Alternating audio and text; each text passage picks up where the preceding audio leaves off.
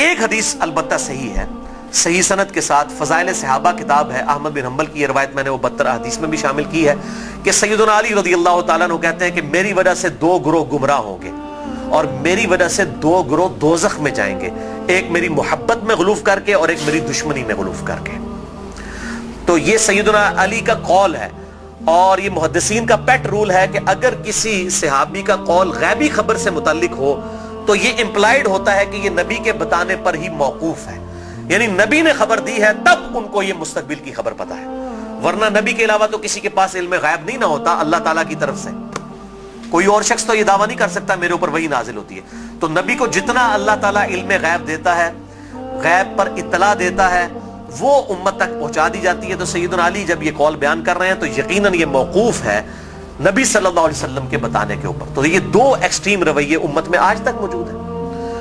لیکن اب مسئلہ یہ ہوتا ہے کہ چونکہ فرقہ واریت ہو جاتی ہے تو اہل سنت سے اگر آپ پوچھیں گے وہ کہیں گے جی وہ جس دوزخ میں جس گروہ نے جانا ہے نا وہ یہ رافضی شیعہ ہیں، دیکھیں سیدنا علی کے بارے میں کتنا غلو کرتے ہیں۔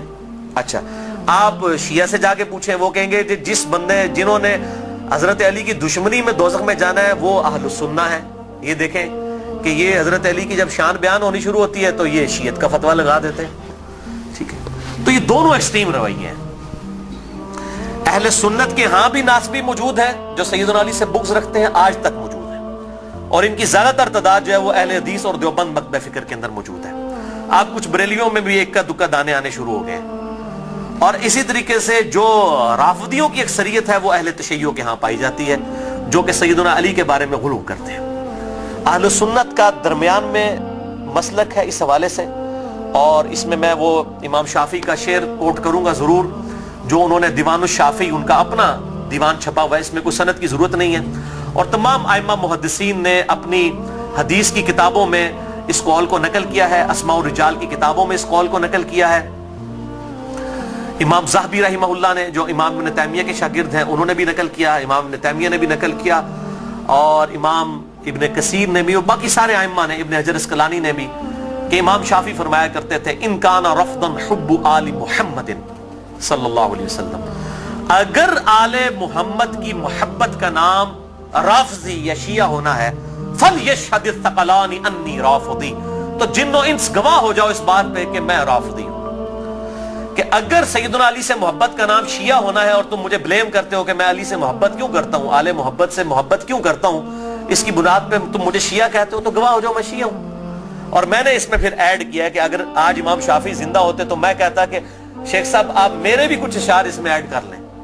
آپ نے تو کہا نا کہ اگر اہل بیت کی محبت کا نام رافضی یا شیعہ ہونا ہے تو میں ہوں رافضی، تو میں یہ کہتا ہوں کہ اگر نبی صلی اللہ علیہ وسلم کی محبت کا نام اگر وہ غلوف کے درجے میں نہ ہو، بریلوی ہونا ہے تو میں بریلوی ہوں۔ اگر صحابہ کرام سے عقیدت کا نام اگر غلوف کے درجے میں نہ ہو، یہ شرط ہے، ادھر بھی معصومیت نہ کلیم کر دی جائے دیوبند کی طرح، اگر اس کا نام دیوبندی ہونا ہے تو میں دیوبندی ہوں۔ اور اگر کتاب و سنت کے منہج کو اور اجماع کو حجت مانتے ہوئے فائنل اتھارٹی ماننا اور اس کے مقابلے پر کسی کی بات کو حجت نہ سمجھنا اہل حدیث ہونا ہے تو میں اہل حدیث ہوں۔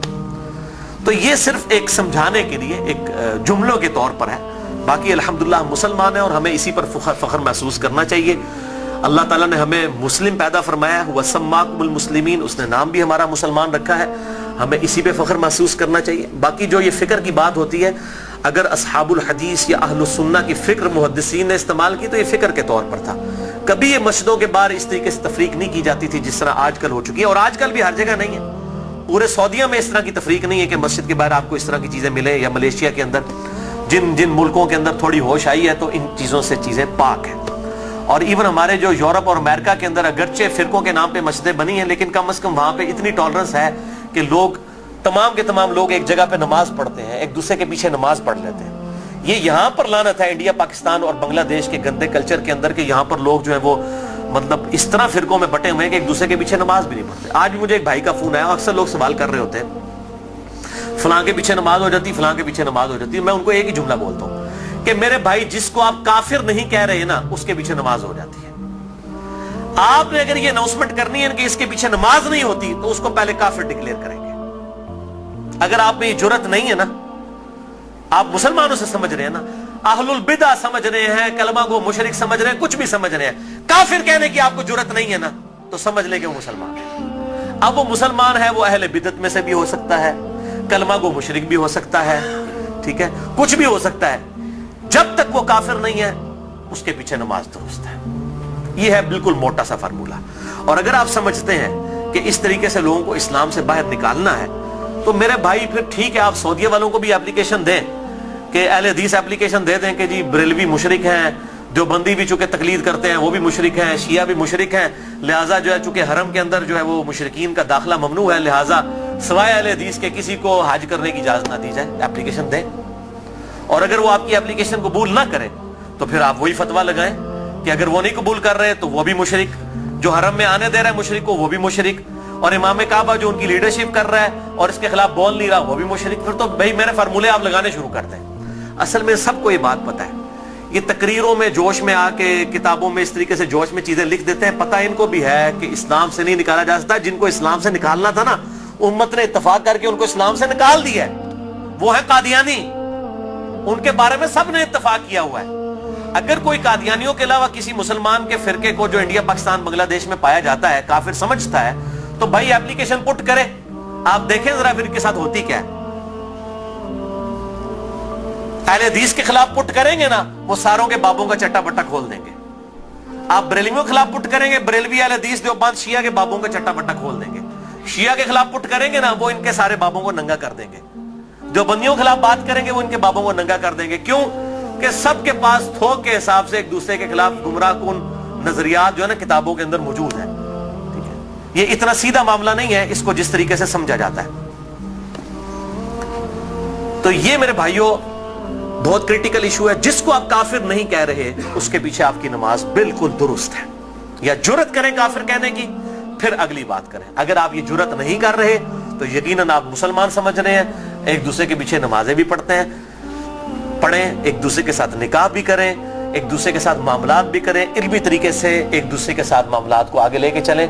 बाकी तो हालत ये हो चुकी है मेरे भाई के यहां तो एक फिरके के जो लोग हैं उनमें कितनी पार्टी बाजी है।